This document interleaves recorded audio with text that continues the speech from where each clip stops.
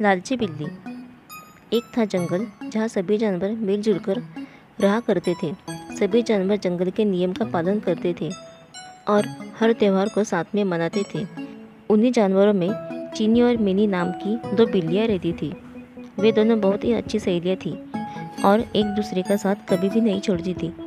बीमारी में एक दूसरे का ख्याल रखना, बाहर साथ जाना, यहाँ तक कि वो दोनों खाना भी साथ ही खाती थी। जंगल में रहने वाले सभी जानवर उनकी दोस्ती की तारीफ किया करते थे।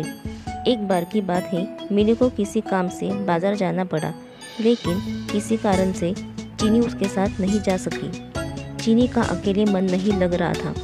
उसने सोचा कि क्यों न वो भी बाजार घूम कर आए। रास्ते में चलते हुए उसे एक रोटी का टुकड़ा मिला। उसके मन में अकेले रोटी खाने का लालच आ गया और वो उसे लेकर घर आ गई। जैसे ही वो रोटी के टुकड़ों को खाने वाली ही थी, तभी अचानक मिनी आ गई। मिनी ने उसके हाथ में रोटी देखी तो वो उसे पूछने लगी कि चीनी, हम तो सब कुछ बांटकर खाते हैं और तुम तो मेरे साथ ही खाना खाती हो, क्या आज तुम मुझे रोटी नहीं दोगी?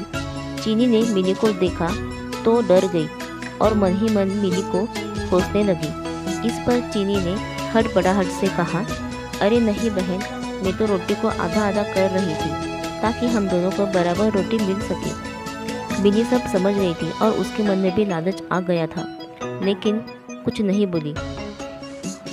जैसे ही रोटी के टुकड़े हुए, मिनी चीख पड़ी कि मेरे हिस्से में कम रोटी आई है।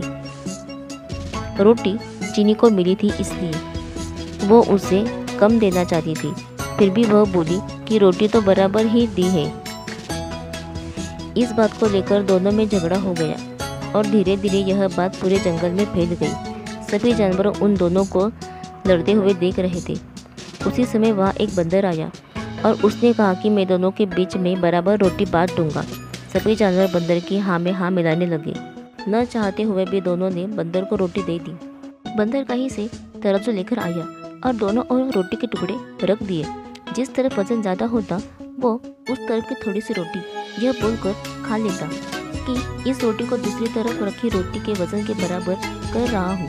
वो जानबूझकर ज़्यादा रोटी का टुकड़ा खा देता, जिससे दूसरी तरफ की रोटी वजन में ज़्यादा हो जाती। ऐसा करने से दोनों ओर की रोटी के बहुत छोटे छोटे टुकड़े बचे। बिल्लियों ने जब इतनी कम रोटी देखी तो वो बोलने लगी, हमारी रोटी के टुकड़े वापस दे दो, हम बची हुई रोटी को आपस में बांट लेंगे। तब बंदर बोला कि अरे वाह, तुम दोनों बहुत चालाक हो, मुझे मेरी मेहनत का फल नहीं दोगी क्या?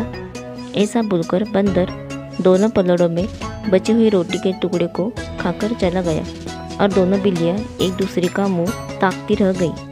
कहानी से सीख, हमें कभी भी लालच नहीं करना चाहिए। जो कुछ भी हमारे पास है हमें उससे ही संतोष करना चाहिए और आपस में मिलजुल कर रहना चाहिए।